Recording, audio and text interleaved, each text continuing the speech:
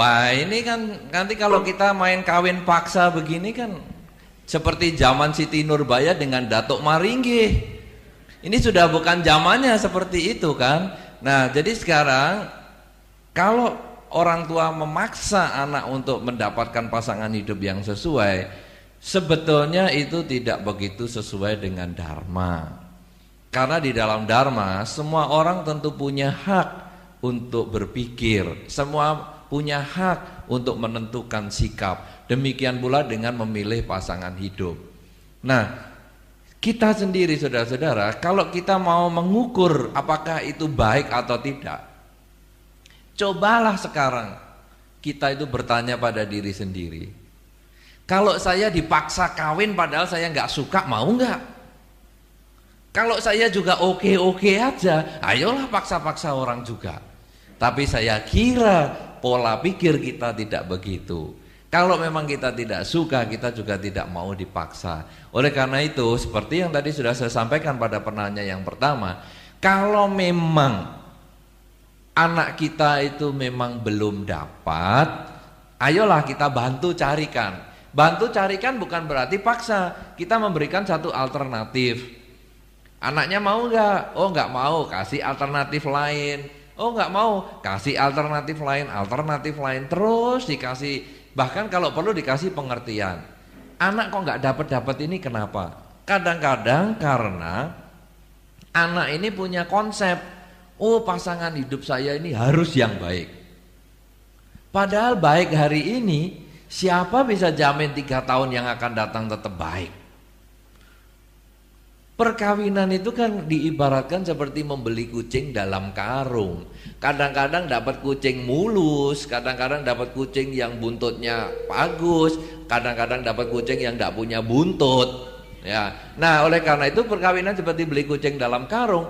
Karena itu sekarang kita kalau memang hari ini baik, terima, tapi satu ketika bisa berubah dalam 3-4 tahun kemudian. Itu juga kita harus terima kenyataan. Sebaliknya hari ini ada keburukannya. Semua orang ada baik dan ada buruk. Sejauh kita bisa menerima keburukan orang itu, kita bisa pilih orang itu sebagai pasangan hidup.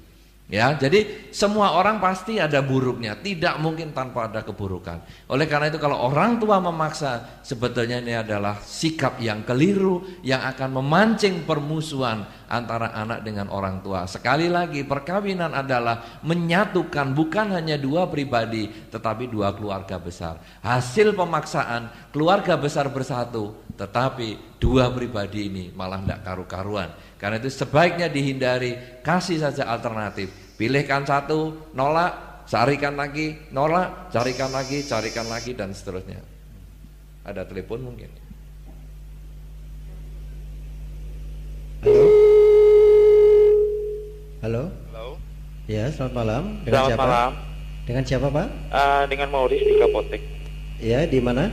Ya ini tadi ada Bante Oh, mengatakan bahwa tujuan perkawinan dalam dhamma bukan sepenuhnya mencari keturunan.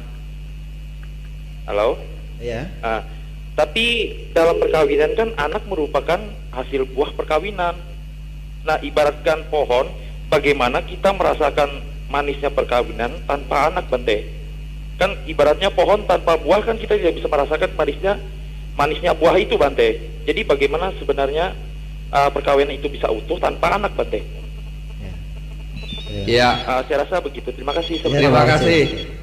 Jangan lupa ada pohon juga bonsai. Pohon bonsai indah bentuknya tapi nggak perlu ada buahnya. Ya.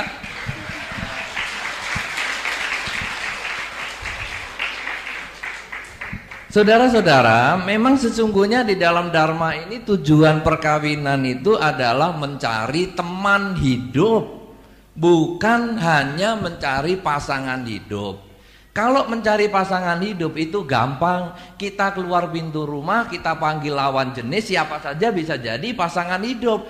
Karena pasangan hidup itu adalah lawan jenis yang bisa diajak ke pesta, diajak jalan nonton, diajak makan-makan bersama. Tetapi kita ini mencari pasangan hidup yang sekaligus teman hidup.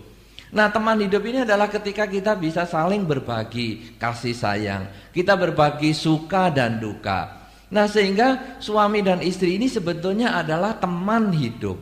Anak ini hanya konsekuensi logis perkawinan, tetapi dia bukan keharusan. Kalau Bapak tadi penanya misalnya menganggap perkawinan itu sebagai keharusan, ibaratnya manisnya buah, maka kalau punya anak tercapailah kebahagiaan itu dan happy. Tapi kalau tidak memiliki anak, maka penderitaan itu sebetulnya yang buat adalah pikiran kita sendiri. Karena sebetulnya tidak punya anak yang tidak apa-apa, tapi kita buat, wah ini harus ada buahnya, harus ada buahnya.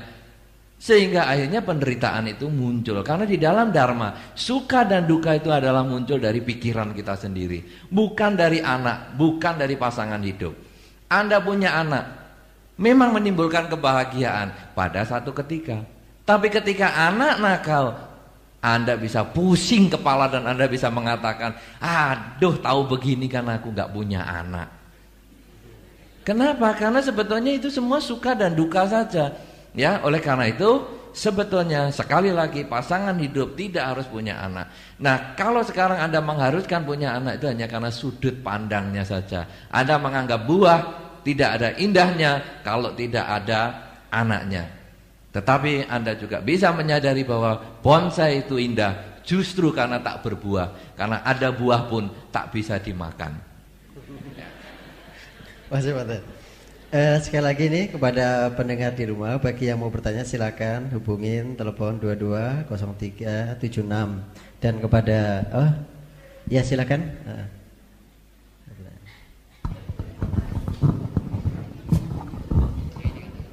Silakan.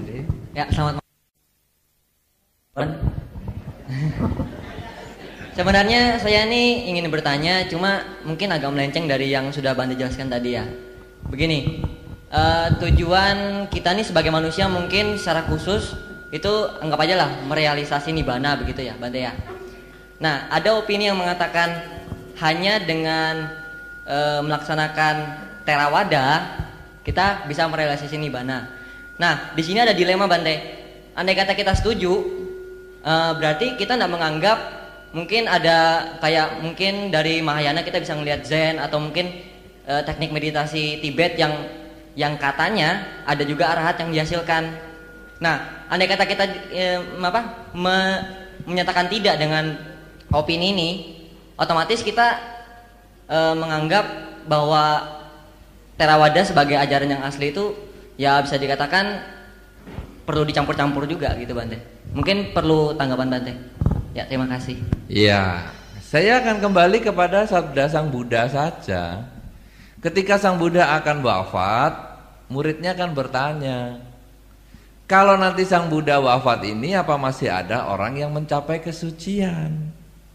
Dan Sang Buddha jawabnya adalah, ketika nanti orang masih melaksanakan jalan mulia berunsur 8, pikiran benar, pandangan benar, ucapan benar, perbuatan benar, mata pencaharian benar, daya upaya benar, konsentrasi benar, dan meditasi yang benar, itulah kesucian bisa tercapai dan dunia ini tetap tidak kekurangan orang yang suci. Jadi Sang Buddha tidak mengatakan selama Theravada masih ada, selama Mahayana, selama Zen, bukan itu hanya merek. Ibaratnya Anda bertanya, apakah nanti setelah merek minuman tertentu ini habis, apakah semua orang akan kehausan? Tidak. Ketika air masih ada di dunia, tidak ada orang kehausan. Mereknya apapun juga bisa. Jadi apapun juga agama atau sektenya, perilaku itulah yang menentukan tercapainya tujuan hidup. Kita sapa dulu Bante. Ya. Halo. Halo. Halo. Halo. Ya, selamat malam. Selamat malam. Dengan siapa? Liliana. Oh, dengan Bu Liliana. Silakan Bu. Selamat malam Bante. Selamat malam. Selamat malam. Tadi dikatakan tidak ada tujuan hidup. Kadang-kadang kita udah punya tujuan hidup, tetapi kita tidak jarang kehilangan semangat atau motivasi. Bagaimana caranya untuk kita bisa tetap semangat dalam meraih tujuan hidup kita tersebut. Demikian pertanyaannya, terima kasih. Selamat malam. Ya, selamat malam. Terima kasih. Oh, hidup di dalam penuh kesemangatan itu adalah kalau kita punya tujuan. Artinya begini, misalnya saja kita naik sepeda motor. Tanpa tujuan hidup kita keliling-keliling kota Samarinda ini lama-lama bosen juga.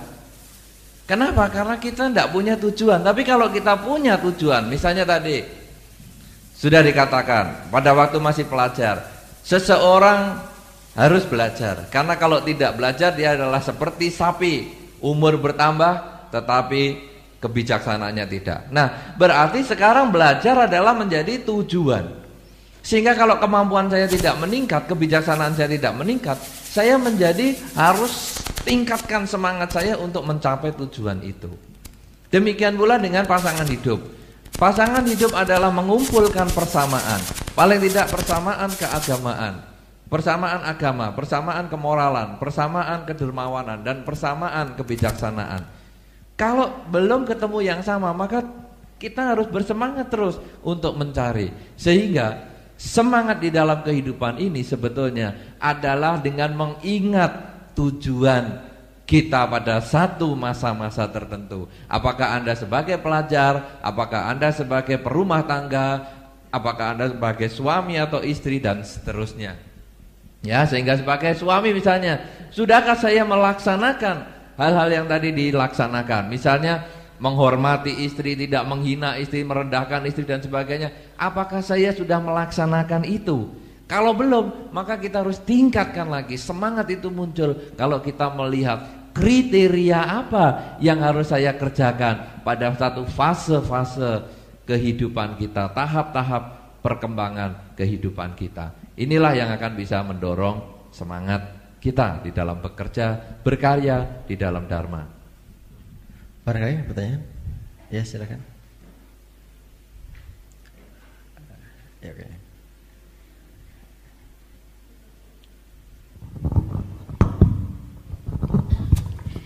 Di sini saya hanya ingin menyampaikan pendapat. Saya mohon saran dari Bante, apakah baik atau tidak pendapat saya ini, Bante. Saya menekankan kepada anak-anak saya, kedua anak saya, apabila nanti memilih pasangan hidup, saya mengharuskannya dia memilih yang sama beragama Buddha.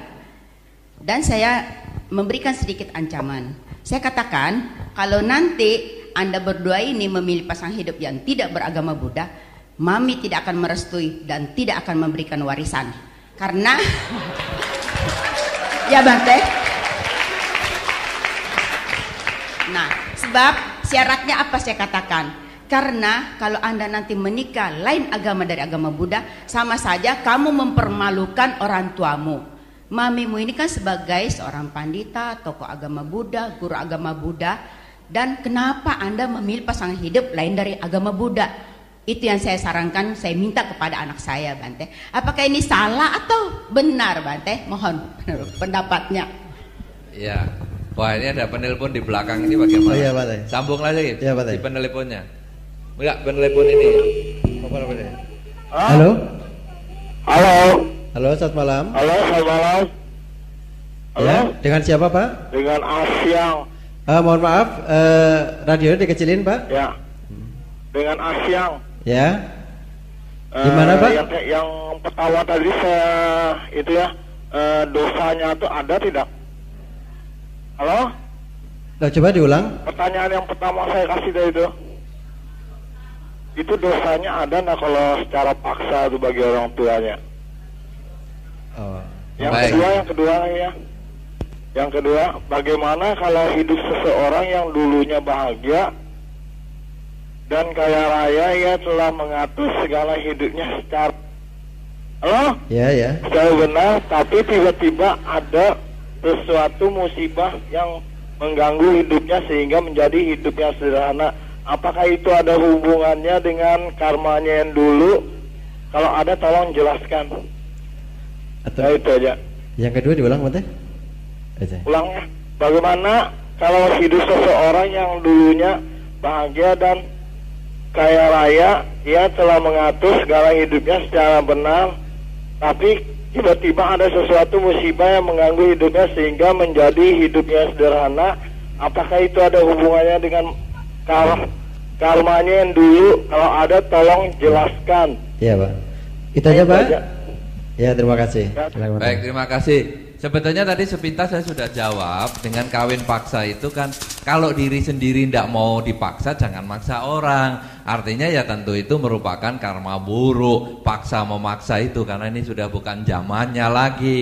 Ya, walaupun zamannya pun seperti Siti Nurbaya dan Datuk Maringgi, sebetulnya itu pun juga merupakan karma buruk. Karena manusia diakui sebagai orang yang punya hak untuk berpikir, bertindak, ya punya kebebasan. Karena itu kita tidak punya hak untuk memaksa pihak yang lain. Nah kemudian pertanyaan yang kedua, kalau bisa ada perubahan kondisi padahal manajemen sudah bagus dan sebagainya, apakah ini karma buruk? Sebetulnya tidak gampang kita lalu menyalahkan karma itu. Karena di dalam Dharma, karma itu bukan merupakan sesuatu yang pasif. Karma itu adalah aktif sekali, yaitu hasil keputusan kita saat ini. Misalnya saja saat ini kita sedang sehat-sehat, kemudian kita mau ngambil silet dan menyilet tangan kita, maka kita lalu menjadi luka. Luka itu adalah karma buruk kita berbuah. Tetapi yang buat luka adalah kita sendiri.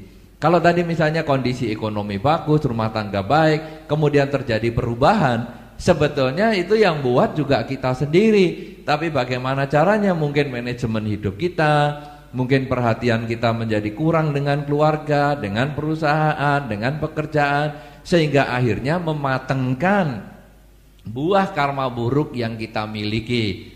Ya, jadi sebetulnya sekali lagi semua kesulitan hidup kita ini timbulnya dari pikiran kita atau dari perilaku kita sendiri. Tetapi yang lebih penting lagi sebetulnya cara berpikir kita itu yang menentukan. Misalnya saja tidak punya anak, kalau kita bisa berpikir ya tidak punya anak itu juga happy, bisa berduaan, pacaran terus juga akan happy. Punya anak juga berpikir ya punya anak ada temennya, itu juga bisa happy. Semua itu tergantung pada pikiran. Saya kira ada telepon masuk lagi. Ya. Halo. Halo, selamat malam. Selamat malam. Selamat malam Bante. Ya, dengan siapa Pak? Dari Morris lagi Bante. Halo. Halo. Mau tanya ini sekali lagi Bante. Ya. Ini bagaimana seseorang laki-laki atau perempuan yang bisa dikatakan bijaksana dalam berumah tangga Bante? Ya. Itu aja. Terima kasih. Selamat malam. Ya, selamat malam. Terima kasih. Bijaksana itu adalah ketika sebagai pasangan hidup sekaligus sebagai teman hidup yang bisa saling berbagi suka dan duka serta melaksanakan kewajibannya seperti yang tadi sudah disampaikan.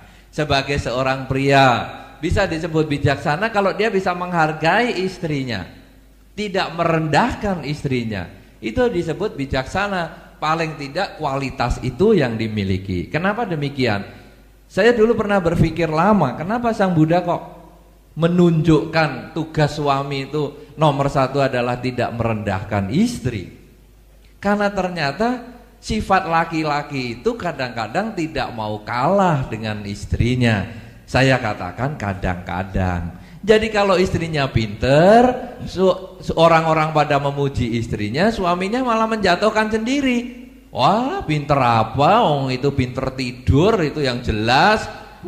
Nah, jadi suami menjatuhkan sendiri. Karena itu di dalam Dharma justru suami ini punya kewajiban untuk menghormat atau memberikan pujian kepada istri. Sehingga kalau memang pinter, katakanlah pinter. Coba ibu-ibu yang ada di rumah ataupun yang ada di sini renungkan. Anda sudah susah-susah masak dengan memilih menu tertentu. Tetapi berapa kali Anda disapa masakan Anda itu? Kalau terlalu asin, terlalu manis, terlalu pedas, itu suami rajin menyapa. Wah, ini kok masakan pedas sekali ya? Apakah masakannya asin sekali? Tapi kalau masakannya enak, suami itu diem-diem saja. Nah, ini yang dimaksudkan memuji istri itu. Yang disebut bijaksana adalah ketika jelek, katakanlah jelek, memang ini kurang enak hari ini masakannya. Tetapi ketika baik, hargailah bahwa dia sudah melakukan yang terbaik. Jangan mau enaknya sendiri. Nah, ini demikian pula dengan istri. Istri disebut bijaksana selain mengerjakan tugas-tugas yang diberikan oleh suami dengan penuh tanggung jawab. Tadi kan dikatakan adalah menghargai ipar-ipar, ya, artinya adik dari suami atau kakak dari suami, keluarga suami, termasuk teman-teman suami. Kenapa? Karena kadang-kadang kita mendengar di dalam masyarakat istri yang cekcok dengan adik ipar perempuan atau kakak ipar perempuan atau dengan mertua, sehingga begitu mertua datang istri mukanya udah berubah. Ngapain lagi itu si tua datang ke sini lagi? Nah, ini kalau menjadi pasangan hidup yang bijaksana, paling tidak kualitas ini yang harus dimiliki, yaitu bisa menerima keluarga suami sebagaimana adanya, bisa melayani mereka dengan sebaik-baiknya. Ya. Nah, menyambut pertanyaan yang tadi ada di sini, apakah sikap yang benar kalau kita memaksakan anak harus pasangan hidupnya beragama Buddha, kemudian kalau tidak lalu diberi konsekuensi tidak dapat harta warisan? Wah, itu ya terlalu kejam. Sangat kejam. Kadang-kadang memang lalu kita mengatakan saya kan tokoh agama Buddha, itu sebetulnya kita lalu berbicara gengsi lagi. Kita sudah tidak berpikir tentang kebahagiaan anak, tetapi kita lalu berbicara tentang kebahagiaanku. Kalau kamu punya pasangan hidup agama Buddha, kalau saya punya menantu agama Buddha, maka kebahagiaanku, nama baikku masih terjaga. Padahal itu sebetulnya keliru. Di dalam Dharma, nama baik, gengsi dan lain sebagainya itu kan sebetulnya hanya pandangan orang yang bisa berubah. Di dalam Dharma dikatakan kita itu duduk di cela, berdiri di cela, ngomong di cela, tidak ngomong juga di cela. Ya, Anda sekarang sebetulnya hanya melihat dulu anak Anda itu bagaimana. Anak Anda Buddhis, kemudian pasangan hidupnya bukan Buddhis. Kalau memang mereka sudah saling mencinta, ya memang di dalam persyaratan perkawinan tadi kan dikatakan perkawinan bahagia adalah mempersatukan banyak persamaan, sehingga adalah kewajiban orang tua untuk memberi nasihat. Anak harus mempunyai persamaan, salah satunya persamaan keyakinan, dalam hal ini keyakinan beragama Buddha. Tetapi kalau dia ngotot terus, tidak mau berpisah dengan pasangan hidupnya, dan pasangan hidupnya tidak mau juga berpindah ke agama Buddha, ya kita lalu tunjukkan problem apa yang dihadapi ketika punya pasangan hidup beda agama. Ketika pacaran nyamuk, tadi sudah menjadi problem. Ditepuk atau tidak ditepuk karena beda agama menjadi bermasalah. Kemudian yang kedua, ketika memilih tempat perkawinan, di Indonesia ini perkawinan adalah harus berdasarkan agama tertentu. Nanti memilih agama Buddha atau yang bukan Buddha, ini menjadi masalah lagi. Oke lah kalau bisa ngalah salah satunya. Kemudian menjadi suami istri tetap beragama yang berbeda. Lalu punya anak, mau dididik agama apa? Agama A atau agama B? Sudah punya anak, punya mantu, mau dididik yang mana lagi? Kalau nanti sakit-sakitan, mau disembayangkan agama yang sakit atau agama yang tidak sakit? Kalau nanti mati, apakah disembayangkan agamanya si mati, apakah disembayangkan agama keluarga yang hidup? Kalau nanti dikuburkan, bentuk kuburannya yang mati, agamanya atau agama yang hidup?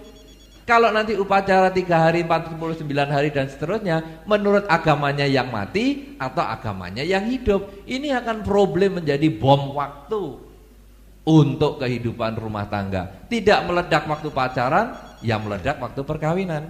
Ya sebentar Pak, Saya sabar dulu. ya. Ya, halo. Halo. Halo. Ya, semalam. Kecilkan sedikit Pak radionya. Halo. Ya. Malam. Ya, diperkeras suaranya Pak. Halo, selamat malam. Ya, malam. Bagaimana kalau pasangan hidupnya berbeda agama, tapi hidupnya romantis saja, apakah itu bisa dikatakan bijaksana?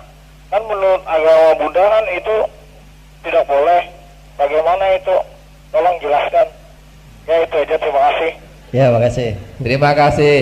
Sebetulnya ya tidak dikatakan tidak boleh. Baru saja nih tadi kan saya sudah katakan, bahwa sebetulnya kalaupun Anda ngotot misalnya apa menantu harus Buddhis, ternyata tidak dapat Buddhis, kan sebetulnya lalu kita tinjau kembali bahwa tujuan kehidupan berumah tangga bagaimana. Nah, kalau memang romantis-romantis saja tidak masalah. Kenapa? Karena mungkin pedoman agamanya itu hanya KTP.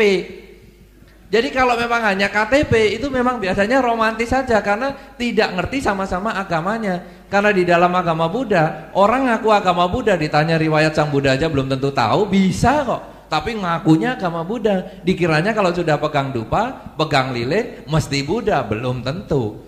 Tapi kalau orang sudah mengerti suatu pelajaran agama, biasanya agama itu lalu menjadi jalan pikirannya dia, menjadi pedoman hidupnya. Dan masing-masing agama karena mempunyai kultur kebudayaan yang berbeda-beda, kadang-kadang ada benturan di berbagai tempat. Namun kalau memang ada yang beda agama dan hidupnya harmonis, tentu kita sangat happy, tidak ada masalah. Karena sebetulnya kalau memang bisa dijembatani, karena tentu saja pada malam hari ini banyak orang yang sudah berumah tangga dan beda agama, jalan keluarnya bagaimana? Saling memahami bahwa setiap agama itu punya kebenarannya sendiri-sendiri. Jangan menganggap agamanya sendiri yang paling benar. Selama orang tidak menganggap agamanya sendiri yang paling benar, rumah tangga itu akan bahagia. Permasalahan nyamuk menggigit tadi, permasalahan memilih tempat pemberkahan perkawinan, permasalahan mendoakan kalau dia sakit itu agamanya yang sakit atau yang tidak sakit, itu karena selalu menganggap problemnya muncul karena agamaku yang paling benar. Jadi kalau pakai agamaku, kamu saya doakan mesti sembuh. Kalau bukan agamaku, kamu saya doakan nggak bisa sembuh.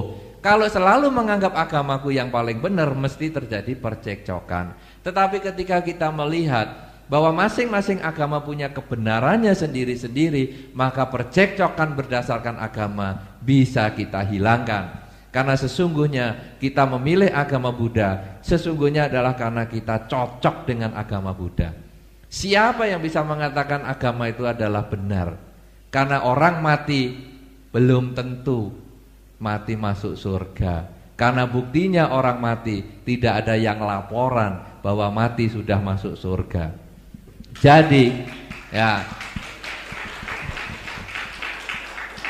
Jadi pemilihan agama itu sebetulnya adalah karena saya cocok. Loh, kalau mati masuk surga itu cerita apa? Itu kan ceritanya buku. Nah, kalau kita lalu adu buku terus-terusan kan repot. Agama adalah bagaimana kita bisa menjadikan dia sebagai pedoman hidup kita. Nah, oleh karena itu sebetulnya adalah kecocokan. Saya suka misalnya nasi goreng. Kemudian orang di Samarinda ini suka nasi kuning ya. Nasi kuning. Apakah yang makan nasi goreng itu salah? Kan tidak. Saya cocoknya dengan nasi goreng. Apakah Anda yang makan nasi kuning itu mesti paling benar? Juga tidak. Ini hanya masalah kecocokan saja. Sehingga kalau kita bisa memilih agama Buddha karena merasa kita cocok dengan agama Buddha, maka melihat agama yang lain pun kita akan selalu bisa memahami bahwa semua agama punya kebenarannya sendiri-sendiri. Dengan begitu, pertikaian, percekcokan antar agama tidak ada lagi. Akhirnya rumah tangga suami istri akan harmonis. Sudah tidak ada lagi karena mereka sudah punya persamaan kebijaksanaan.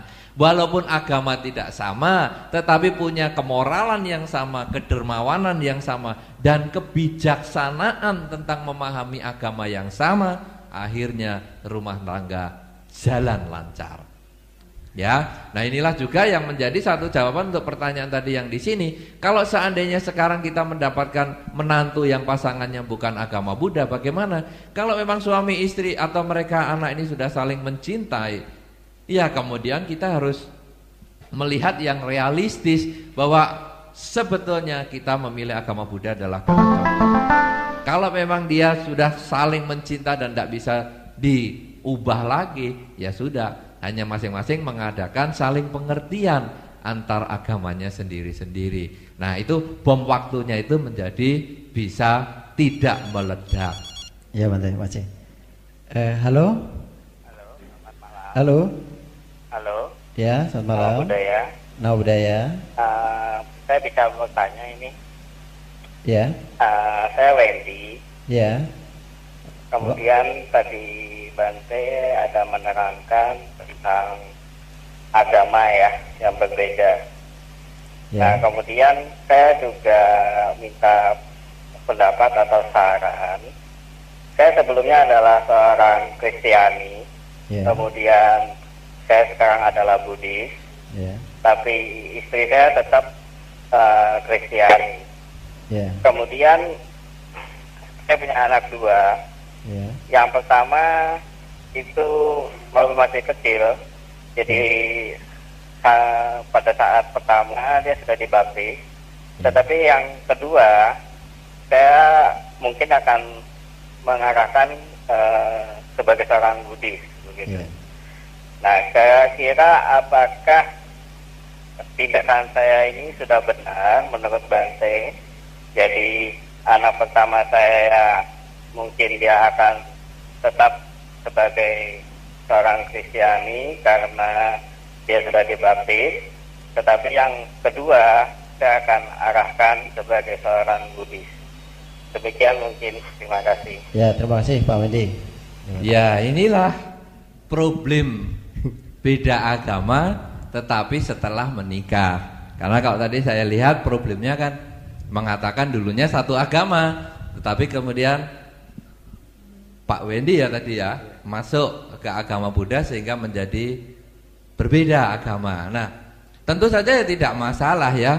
Jadi kalau anak yang pertama tetap agama yang berbeda, anak yang kedua kemudian agama Buddha, nanti punya anak lagi agama yang lain lagi, punya anak lagi Buddha lagi. Ya paling nanti kita bikin kelompok saja jadinya. Kelompok ibunya agama ini ada anak buahnya sekian, kelompok bapaknya agama sekian. Sebetulnya masalah pemilihan agama di dalam pendidikan ini sekali lagi kita harus tegaskan bahwa agama itu masing-masing punya kebenarannya sendiri. Kalau memang Anda memilih anak yang kedua mau Anda didik secara agama Buddha, tentu ini harus berdasarkan kesepakatan antara suami dan istri, bukan karena saya. Ya, karena Anda menikah juga bukan karena saya, Anda punya anak juga bukan karena saya. Nah, karena itu sebetulnya semua di dalam perkawinan, karena suami istri itu adalah menggabungkan persamaan, suami istri yang bijaksana itu adalah menjadi teman hidup, maka problem pendidikan anak di dalam agama ini adalah harus dibicarakan antara suami dan istri. Sehingga akhirnya istri juga tidak keberatan kalau memang anak memang masuk mau ke agama Buddha. Tetapi kalau istri keberatan, maka kita harus bertanya kepada anaknya sendiri, kamu mau ikut agama Buddha atau yang lain? Karena akhirnya keputusan memilih itu juga kembali kepada anak. Jadi di dalam agama Buddha kita tidak main paksa-paksa memaksa, karena paksa memaksa itu hukumnya adalah menderita untuk semua. Tetapi marilah kita memberikan kebebasan mereka memilih, tetapi dengan pengertian yang benar. Karena itu kesimpulannya, suami istri yang agamanya berbeda kalau punya anak, anaknya mau dididik apa? Marilah dibicarakan antar suami istri itu, dicari jalan tengahnya secara bijaksana. Jangan punya anggapan bahwa satu agama lebih baik daripada yang lain, agama yang satu lebih benar daripada yang lain, karena itu dasar untuk menimbulkan masalah. Selama semua agama bisa berpikir masing-masing agama terpilih karena kecocokannya, maka nanti kita bisa mendidik anak kita sesuai juga dengan kecocokannya dia. Kalau dia cocok Buddhis silahkan, dia tidak cocok Buddhis, dia cocok yang lain, apakah agama mamahnya, apakah agama tetangganya, ataukah agamanya orang yang lain, silahkan. Karena itu sebetulnya adalah kecocokan. Ya, baik Bante. Barangkali ada pertanyaan, silahkan yang belakang. Saya ingin bertanya, tadi Bante menjelaskan tentang suatu hubungan pasangan hidup dengan yang lawan jenis. Yang ingin saya tanyakan tuh bagaimana dengan suatu hubungan yang dengan sesama jenis? Maksud saya mungkin saja homo. Yang ingin saya katakan di sini, apakah agama Buddha mengakui akan adanya hal tersebut, dan apakah itu merupakan dosa, dan ataukah itu akan memberikan semacam satu karma buruk? Terima kasih. Baik. Hubungan seksual atau sebagai homoseksual. Di dalam Dharma, seorang biku yang tidak boleh seorang homoseks, ya. Artinya di zaman Sang Buddha dulu homoseks itu sudah ada, ya. Kenapa? Kalau seorang biku homoseks, wah nanti teman bikunya bisa kacau balau itu. Ya, karena kita kan kumpulan laki-laki semua, sehingga tidur pun kita kasurnya harus pisah. Karena kalau kasurnya jadi satu kan tangan bisa pindah kemana-mana. Nah, jadi sebetulnya yang ada larangan adalah homoseks sebagai seorang biku. Tetapi perkawinan seorang homoseks atau hubungan homoseks ini kita kalau lihat tugas suami dan istri. Ini justru tadi saya bisa tekankan lebih baik lagi. Tugas suami dan istri, dari 5 tugas suami dan 5 tugas istri tadi, justru tidak ada, kalau Anda perhatikan, faktor yang penting sekali bahwa istri harus punya anak. Tidak ada kan? Tadi satu penanya yang mengatakan pohon mangga yang tidak ada mangganya kan nggak enak. Nah sekarang ini baru tahu bahwa ada juga pohon mangga tidak pakai mangga itu juga ada enaknya. Kenapa? Karena dengan kita melihat bahwa suami istri ini tidak punya kewajiban sebagai seorang istri yang harus melahirkan, ada kemungkinan satu, pasangan hidup itu mungkin berlainan jenis. Yang kedua, bisa juga pasangan itu satu jenis. Tapi ingat, sekali lagi saya ingatkan, ajaran Dharma ini tidak boleh bertentangan dengan hukum negara di tempat umat itu tinggal. Sehingga di Indonesia misalnya kita tinggal di sini, perkawinan sejenis itu belum boleh dilaksanakan. Di luar negeri bisa, di beberapa negara tertentu bisa, tetapi di Indonesia ini tidak boleh dilaksanakan. Nah, Dharma ini tidak boleh bertentangan dengan hukum negara, sehingga kalau Dharma bertentangan dengan hukum negara, dia menjadi satu kesalahan untuk yang bersifat lokal tersebut. Karena sekali lagi perkawinan itu adalah mencari teman hidup. Nah, oleh karena itu hubungan homoseks di dalam Dharma sebetulnya menurut undang-undang setempat. Kalau undang-undang setempat seperti di Indonesia belum mengizinkan, maka sesungguhnya secara Dharma juga kita belum bisa mengizinkan. Di berbagai negara yang sudah ada perkawinan antar homoseks, di sana Dharma bisa mengungkapkan bahwa bisa saja seperti itu. Hanya saja apakah karma yang akan diterima? Di dalam Dharma disebutkan bahwa seorang homoseks kalau lahir kembali, dia cenderung akan tetap seperti itu, akan tetap homoseks juga. Sehingga kenapa bisa demikian? Karena pikiran itu adalah pelopor segalanya. Seorang yang mengulang-ulang kebiasaannya, maka pada saat meninggal, kebiasaan yang terulang itu akan mendorong dia terlahir dalam kondisi yang tertentu yang mendukung kebiasaannya itu muncul. Oleh karena itu, di dalam Dharma tidak disarankan seseorang menjadi homoseks. Tetapi bagi yang sudah homoseks, bagaimana lagi? Ya, kalau dia tidak bisa memperbaiki situasinya, tentu dia harus berusaha menyesuaikan dengan kondisi setempat.